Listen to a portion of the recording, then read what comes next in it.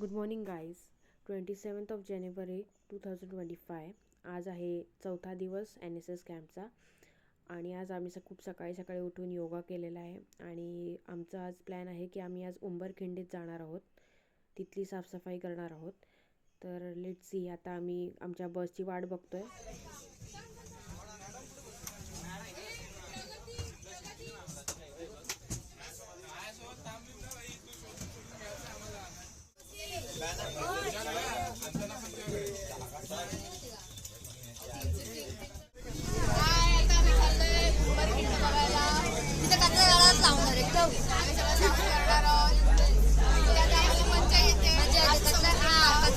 मजा येते आम्हाला कंपल्सरी तरी पण आम्ही रात्र काढतोय. आणि काय जर ओपिनियन घ्यायचं असेल तर ही तुम्हाला परफेक्टली सांगू शकते. बस कट आपके दो शब्द. Thank you guys. कुछ नहीं, सुबह नाश्ते में कल की बची पाव भाजी गरम करके आपको दी है. नाश्ते में क्या था वो भी बता अभी. तेज वाला पाव भाजी रात्रीची गरम केली त्याच्यात पाणी होते.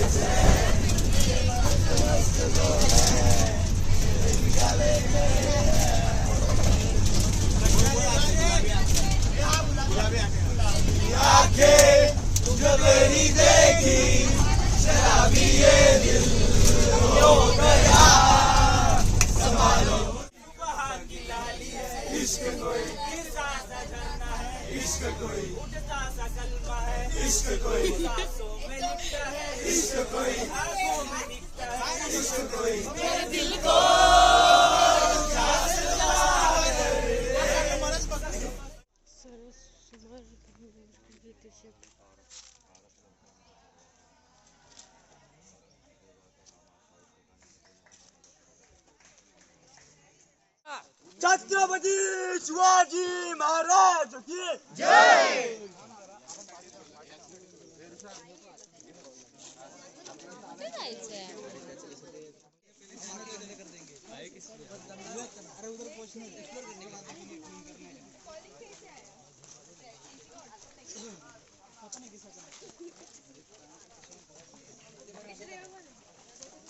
गाइस हेलो बोलो गाइस.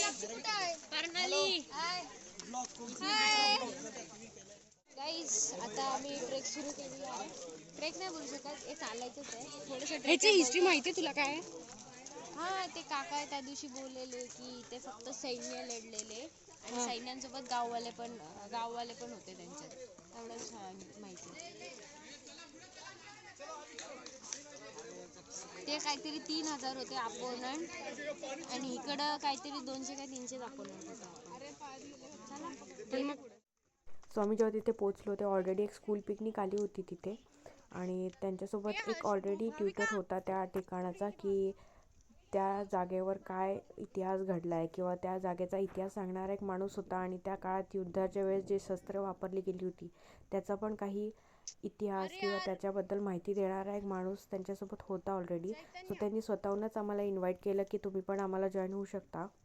म्हणून आम्ही तिथे जाऊन त्या स्कूलच्या स्टुडंटसोबत जाऊन बसलो आणि त्यांनी पण आम्हाला काही इतिहास त्याची थोडक्यात माहिती दिली. आणि त्यांनी तेही आम्हाला काही डेमो दाखवले, जे शस्त्र त्यांनी त्या काळात वापरले होते ते कसे वापरलेले. आणि त्या शस्त्रांना काही स्पेसिफिक नावं असतात. सो ते नावांचा पण थोडक्यात काय त्या नावाचा अर्थ आहे किंवा ते नावं कशी पडली तेही त्यांनी आम्हाला सांगितलं.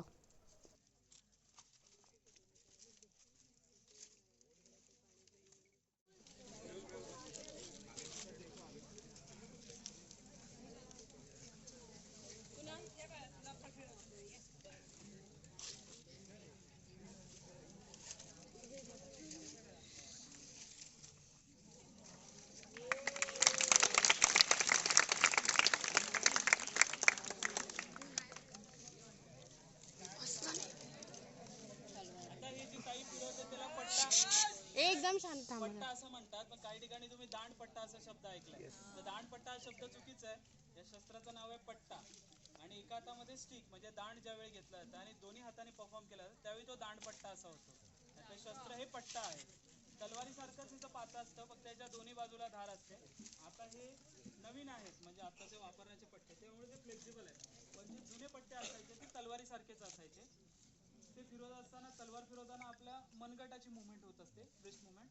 परंतु पट्टा फिरवत असताना आपल्या खांद्यापासूनचा हाताचा जोर लागतो. त्यामुळे ह्याचा जो फटका आहे तो जोरात बसतो आणि साधारणतः बॉडीचा पार्ट पूर्णपणे तोडायचा आहे असं प्रभावी शस्त्र आहे.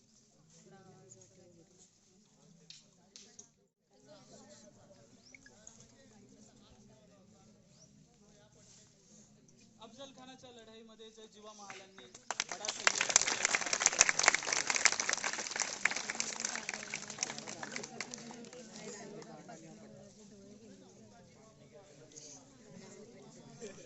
आता हे त्याच्या हातामध्ये पट्टा आहे आणि दुसऱ्या हातामध्ये परशु जेव्हा कुऱ्हाड असते ना त्या पद्धतीचं आहे, फक्त आता एक दांड त्याने हातात धरलाय. असं मल्टिपल वेपन्स एकाच वेळी युद्धामध्ये वापरायचं हा एक प्रकार सादर करतो.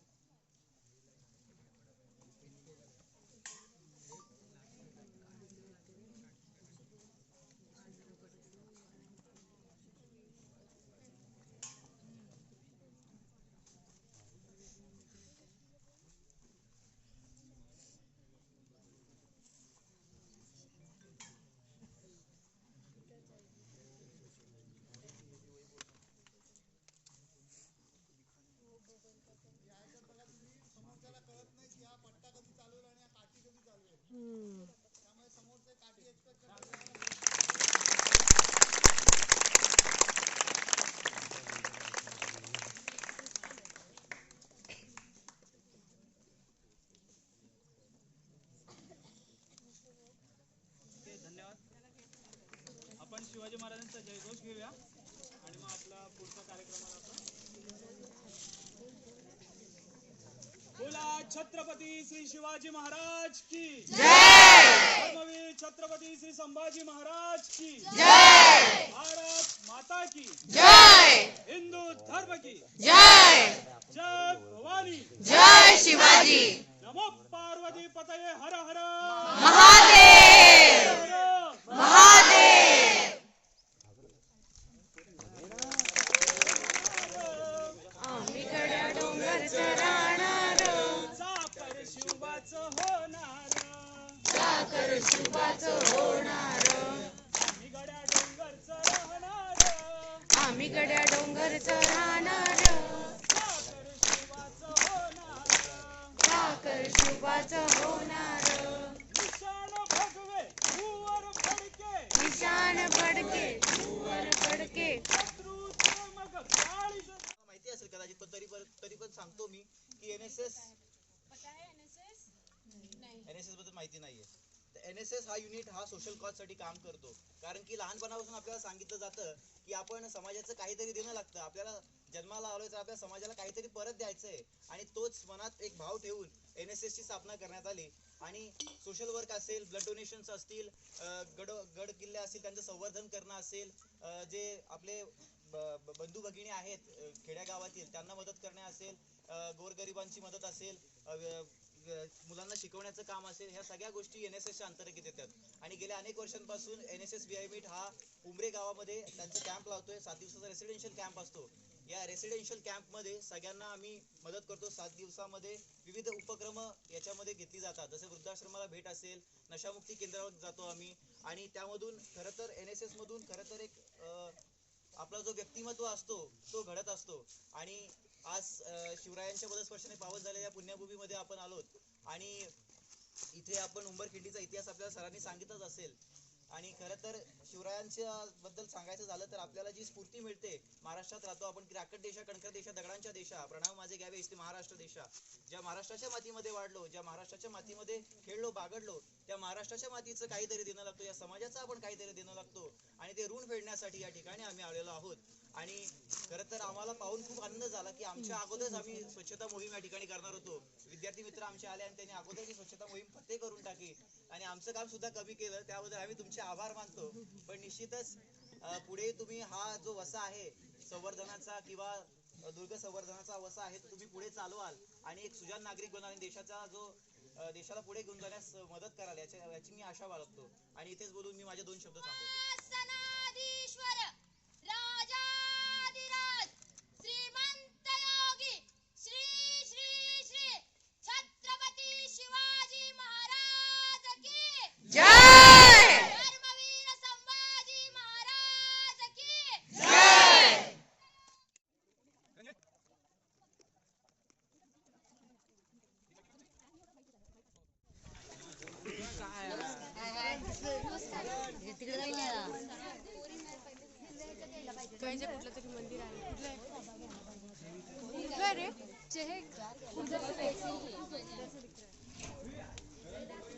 देवीचं मंदिर आहे. ज्यांना भेटायला गेलो होतो त्यांनी असं सांगितलं की ही जी उंबरखिंड आहे आता जशी आहे आधी पण तशीच होती, म्हणजे ज्याच्यात पाणी नव्हतं. ही आंबा नदी आहे आणि या व्हॅलीला आंबा व्हॅली म्हणजे आंबाखिंड म्हणायचे. पण नंतर उंबरे गावातले जे लोक होते काय कातकरी लोक, त्या लोकांनी महाराजांची या खिंडीमध्ये लढायला खूप मदत केली होती. मग तुम्हाला पुण्यातली छावणी माहिती असेल, तिथे होते पहिले मुघल लोक. ते इकडे ट्रेक जो आहे हा तिकडून इथे या उंबरखिंडीमध्ये आले आणि हा जो पूर्ण ट्रेक आहे इथे पिण्यासाठी पाणी, खायला अन्न हे सगळं काही म्हणजे काहीही नव्हतं. आणि इथून पुढे जाण्याची मुघलांमध्ये ताकद नव्हती. महाराजांनी त्यांना पुढे जाऊ पण दिलं नाही. त्यामुळे इथूनच ते सगळे पुणे छावणीला परतले. अजून एक असं आहे की मुघल्सने काय केलेलं, त्यांचा प्लॅन असा होता म्हणजे त्यांना अटॅक करायचं शिवाजी महाराजांवरती. तर मेन रस्त्याने कसं येणार, त्यांनी विचार केला की हे सह्याद्रीच्या मधून येतील, शिवाजी महाराजांना कायच कळेल. पण ते होते तेव्हा पनवेलला होते शिवाजी महाराज. तेव्हा त्यांना म्हणजे त्यांची खबरीकडून टीप मिळाली आणि मुघलांकडे पण खबरी होते. मग त्यांच्या खबरींपर्यंत पोहोचूच दिलं नाही. त्यांना वाटलं शिवाजी महाराज पनवेललाच आहेत. पण जेव्हा शिवाजी महाराजांना ती टीप मिळाली तेव्हा ते आले, ते उमरे गावात राहिले.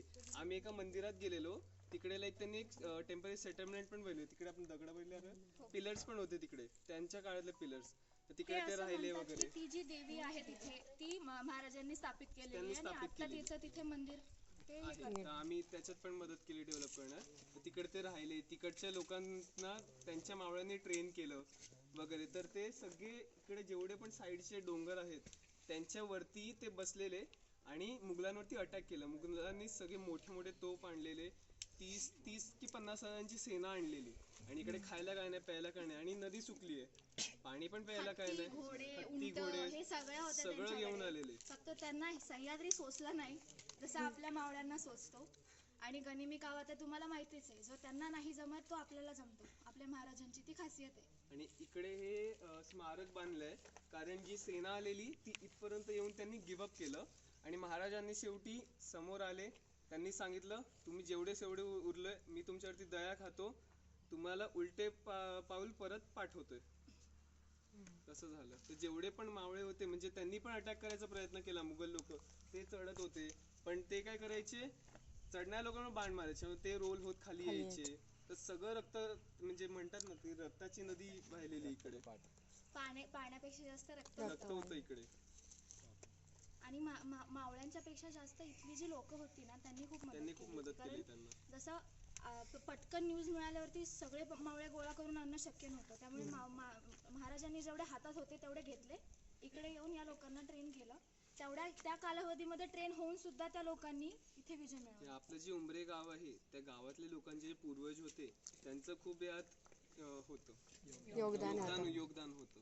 असं म्हणून ह्याचं नाव उंबरखिंड आहे. जय जय शिवाजी, जय भवानी.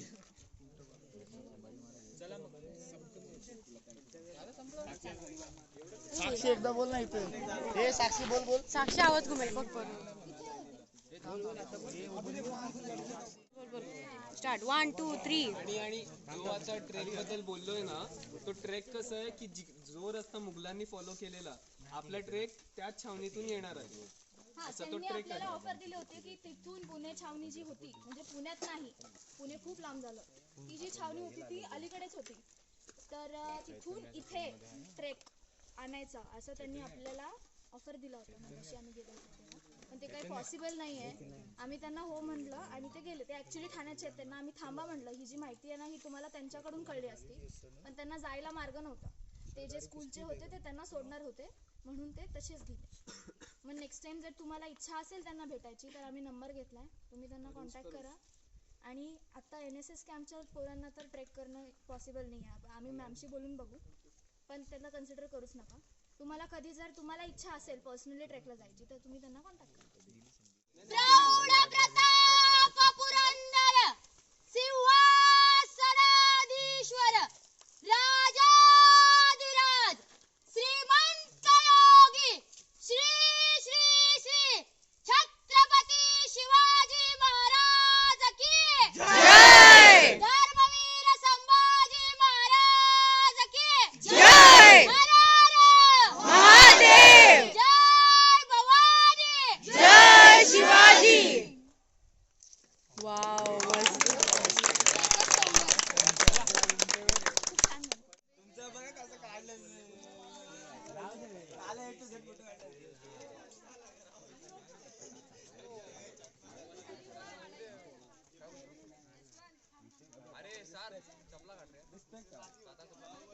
त्याला काय बोलतात स्मारक.